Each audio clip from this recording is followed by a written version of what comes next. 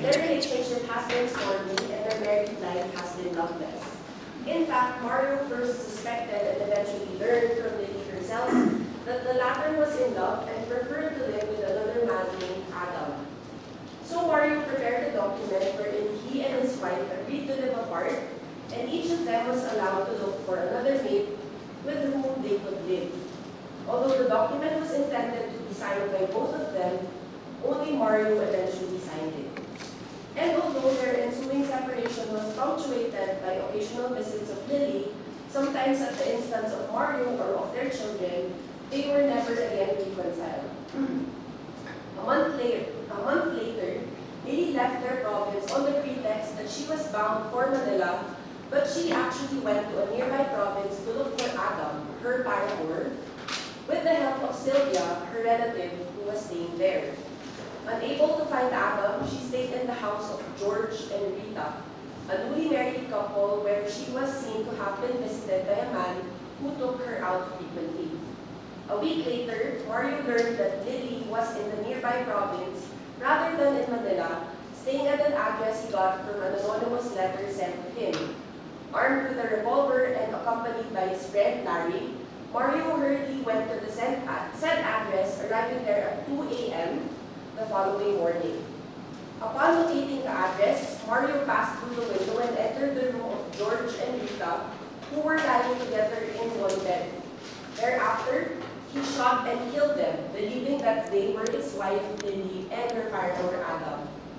Upon being arrested and after proper investigation by the police, where he admitted to shooting the couple, believing that the woman was his wife, Mario was charged in court for double murder.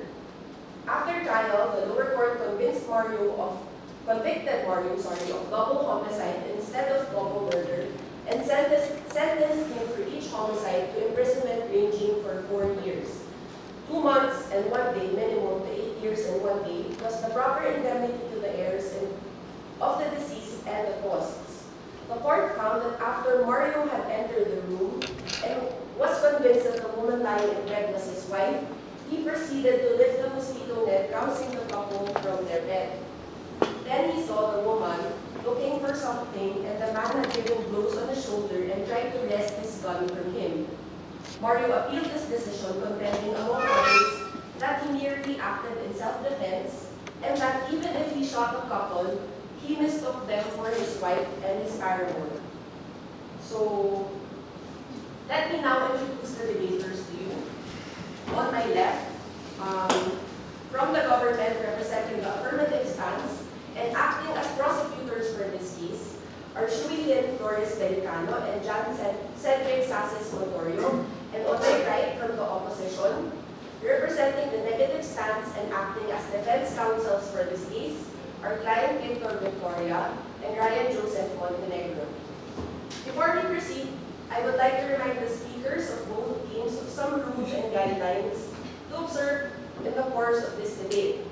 One, for your speech, you will be given 10 minutes, and for the rebuttal, each team would have 5 minutes as preparation, and then 5 minutes for the actual rebuttal speech. For the conclusion, each team will also be given 5 minutes to prepare and 5 minutes for your actual speech. And I will be tapping on the gavel when there's 1 minute left in your time. And I will be tapping it twice to indicate that you should stop and you should refrain from continuing your speech. Also, I would like to remind everyone to turn off your mobile phones or set them in silent mode so as not to interrupt the course of today's debate. So, without further ado, I call on the first affirmative speaker from the government, Shuee Belicanio, to deliver her speech on today's motion.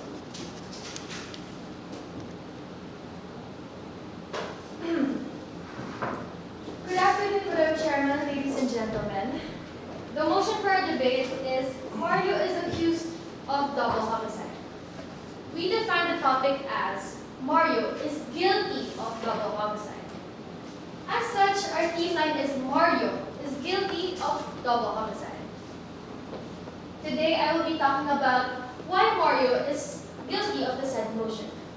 Our second affirmative speaker will be talking about Article 247 of Chapter 1 from the Revised Penal Code, that pertains to death, or physical injuries.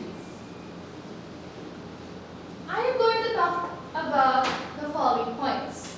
My first point will be Article 249 of Chapter 1 from the Revised Penal Code that pertains to homicide.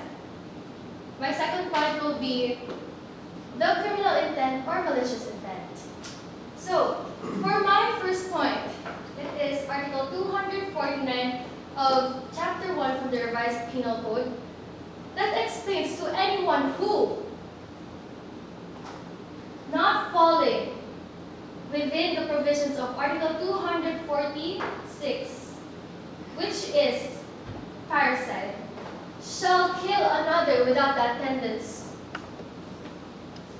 of any of the circumstances enumerated under Article 250 of Chapter 1 from the Revised Penal Code, shall be deemed guilty of homicide and be punished by reclusion temporal. So in short, ladies and gentlemen, it is an intentional felony and shall result to reclusion temporal. So, the victims were, the accused, Mario, as said earlier, he premeditated the crime that was committed. The victims were asleep when the accused entered the bedroom.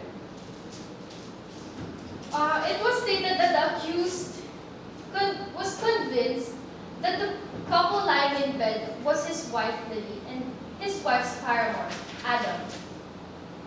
Although, after the accused lifted the mosquito net, which caused to stir awake the victims, the accused saw that the couple lying in bed was not his wife, Lily, nor his wife's paramour, Adam.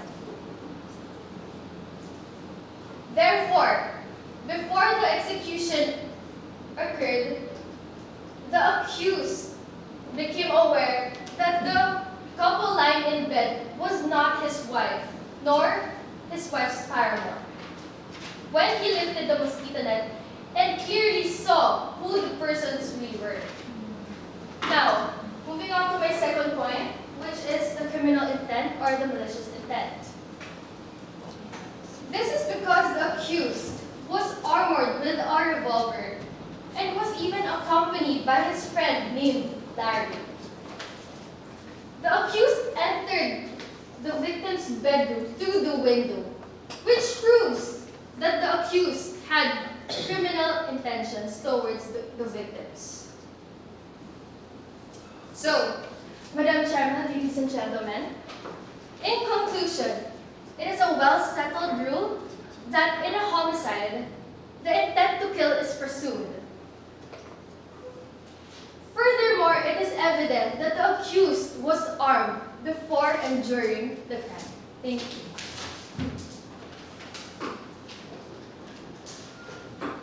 Thank you, first affirmative speaker. I shall now invite Ryan as the first opposition speaker to deliver his speech. Thank you, Madam Chairman, for the recognition. I am the first opposition speaker. On behalf of the two opposition speakers, we agree that the motion of our debate is that Mario is guilty of homicide. But there is a mistake of fact. Therefore, our team line is that Mario is there is a mistake of fact that can that would dismiss the case or acquit Mario of criminal liability. So let me define the definition of mistake of facts as the first opposition speaker, and the second opposition speaker will further elaborate the mistake of facts and support the things I am about to discuss. So let me define mistake of facts. Mistake of fact arises when a criminal defendant misunderstood some fact that negates an element of that crime. So in this, we are going to justify the circumstance based on Article 11 of the Revised Penal Code, which includes self-defense. So, there are three elements of self-defense. First is unlawful aggression. Second is reasonable necessity of the means employed to prevent or repel it. And lack of sufficient provocation on the part of the defendant. So applying it to this case, first is the unlawful aggression. It is stated in the case that Mario received blows from the man after seeing the woman go up. So he's provoked. We can imply that they fought over the gun. So he defended himself and shot the man because he is being hurt. So again, unlawful aggression. Second of all, reasonable necessity of the means employed to prevent or repel it. Yes, it was not mentioned if the man has weapons or if he's using bare hands to hurt Mario. He may have used clubs or any kind of weapon. So we are implying that he fought with the man, then he's unable to control the man, get the gun, and shot the man. So third of all is lack of sufficient provocation to the defender. So mistake of fact can be applied here. The Mario entered the house, then he saw the man. We can imply he saw the man and the woman. Then he got surprised that it is not his wife and Adam, the paramour. So the man, seeing that Mario has a gun and presumed that he has a criminal intent, tried to grab the gun and fought. So therefore, Mario, not being able to control the man, as the man could probably be stronger than Mario, have no choice but to use his gun and shot the man. So we are using privilege mitigating circumstance that is used on one case, which is GR 29532. So the case is titled People of the Philippines versus Mario Owandasan, September 28, 1968. The case is about the case is mitigating circumstance of self-defense and voluntary surrender in the case of homicide, which is similar to the case we have right now. Just clarification from the bench, that's GR. GR 29532. And also, mistake of identity, it can be implied on this case. Just example is the GR 5272, which is the people of US, the United States versus Atty, wherein in this case there is Atty received knocks on the door. He thought it's a prank. He thought that the one who's knocking is a thief or a robber. So therefore, he assaults the one who's knocking. But upon further investigation, he realized that the victim, the one who died, is his family friend. Therefore, mistaken of identity. And therefore, I conclude that this case should be dismissed and Mario should be acquitted because there is a mistake of facts. Thank you, ma'am. Thank you, first opposition speaker. I now call upon the second affirmative speaker, Cedric, for the speech. Defense panel, Madam Chairman, esteemed guests, ladies and gentlemen. As stated earlier by my respectable colleague, I will be talking about Article 247 of the Revised Penal Code of the Philippines, which is my first point. Second point is why Mario cannot be sentenced on the grounds of stereo. And third, why I will reiterate the fact that Mario should be sentenced on the grounds of the motion, which is homicide. Now, in order to be very, very defined on why Mario should not be sentenced on the grounds of Article 247, I shall define it. Article 247 of the Revised Penal Code of Chapter 1 against crimes against persons, destruction of life, which states that 1. Death or physical injury inflicted upon exceptional circumstances. Any legally married person who surprised his or her spouse in the act of committing sexual intercourse shall kill them or commit physical injury to any or both of them in the act or immediately thereafter shall not suffer the penalty of diphtheria.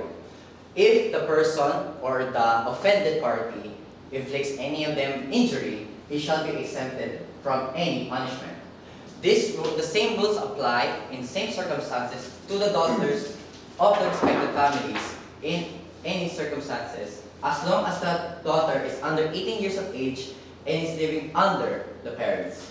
If the most important part, if the offended party has consented or prostitutionalized his wife, his spouse, or daughter, he shall not have the benefits of this article. Now, that is my first point, Madam Speaker, esteemed guests. Now, I will go to the second point on why what Mario prayed for is erroneous. Second, with the pieces of evidence presented to us, there is a legal document pertaining that Mario is consenting to the infidelity of Lily. Second, is that he did not kill Lily. He only killed what he presumes to be Lily and Adam. So we cannot fall to either the stereo or Article 247 overall. Because one, he has consented. Two, he didn't kill his spouse, which is Lily. So Madam Speaker, esteemed guests, he cannot be sentenced on the grounds of the stereo or Article 247. Now, moving on to my third point on why he should be sentenced on the grounds of homicide is that, with respects to my respectable colleague, has stated the facts that 1. He has the intent or premeditation to kill. Second, illegal trespassing on the house. And that's why, Madam Speaker, esteemed guests, respectable defense, is why Mario is not to be sentenced on this stereo and why he should be sentenced on the motion of homicide and why he should be in reclusion temporal. And I rest my case. Thank you. Thank you, second affirmative speaker. Ladies and gentlemen, it's now time to listen to the second opposition speaker, Lein. Good afternoon, Madam Chairman. Good afternoon, ladies and gentlemen. So, as stated earlier, I will be talking about the added information about the mistaking of identity, and of course, I will be also talking about the circumstances affecting liability, which is the passion or objectification of crime. But before I present the points, I would like to ask some hypothetical questions. What will you do if you saw the person that you love the most is having an affair with someone else? Second, as the head of the household, how will you accept that your family relationship are slowly deteriorating? Do you think that a man's ego and pride can handle that situation? I don't think so. So according to Article 1 of the Family Code, marriage is a special contract of permanent union between a man and a woman entered into in accordance with law for the establishment of conjugal and family life. It is the foundation of the family and an unviolable social institution whose nature, consequences, and incidents are governed by law and not subject to stipulation, except that marriage settlements may fix the property relations during the marriage within the limits provided by this law. So for my points, as my partner stated earlier, that the mistake of fact may negate specific element of a crime or dolo may be a source of mitigating circumstance. However, my arguments will focus on these two. First, acts that would have been lawful had the facts been as the accused believed them to be, or the legends of honor. I will quote some part of the cases so our guests will understand. First, they've been married for 13 years with 2 children, and their relationship has been stormy and their married life has been loveless. He knew that Lily has having an affair with Adam. And of course, as a man, he prepared a document able to force himself to lessen the pain that Lily brought to him. So imagine, ladies and gentlemen, if you were in his position, what will you think if the person that he wants to be settled with did not come to your argument? Mario is a husband who loves his children so much, and he will do anything and mean anything to protect his family. And Lily didn't sign the papers. And Lily gave that hope to Mario. But unfortunately, Lily lied to him. And he knew that, of the anonymous letter that he gave to him. Which leads to my second point, the circumstances, liability, or the passion or obfuscation. First, there was an act that was both unlawful and sufficient to produce such condition of the man. I will highlight this one. Such act was not for removed from the commission of the crime by a considerable length of time. During the perpetration might have recovered his normal quantity. He saw the woman for something after the man had given blows on his shoulder and tried to wrest his gun from him. So Mario appealed this decision. He mistook them for the wife and the paramour. So ladies and gentlemen, for my conclusion, as a man with pride and honor, how can you accept that your wife is facing you, that your wife making you like a fool? How will you accept that? Thank you, Ron. Thank you, second opposition speaker. Now that we have heard all of the speakers from both teams, we shall take a 5-minute break during this time. Both the government and the opposition teams will prepare for the double stage.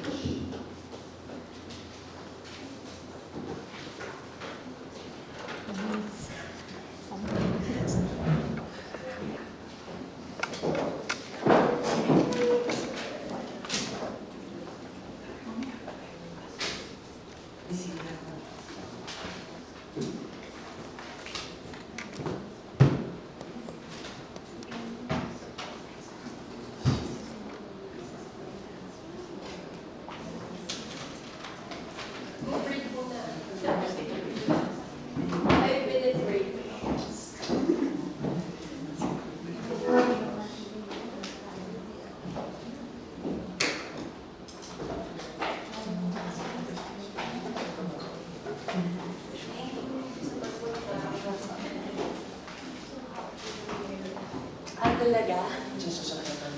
Proud ko sa kanila. Oo. Ito, hindi nga kami umabot dun sa ano pa ng debate format. Gusto ko sana umabot kami sa tuwa ako. Good job. Nag-prepare din.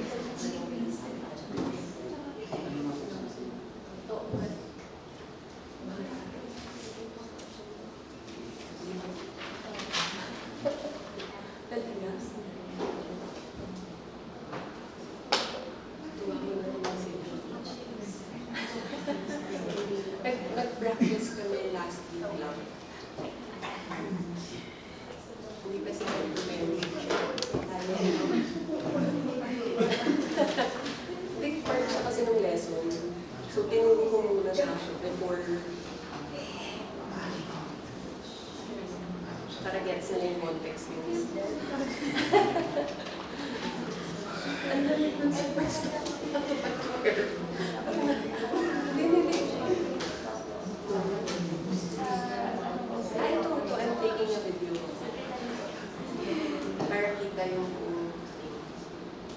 can give this to you. Actually, yung dun sa real estate first, mapass ko yung may output din sila.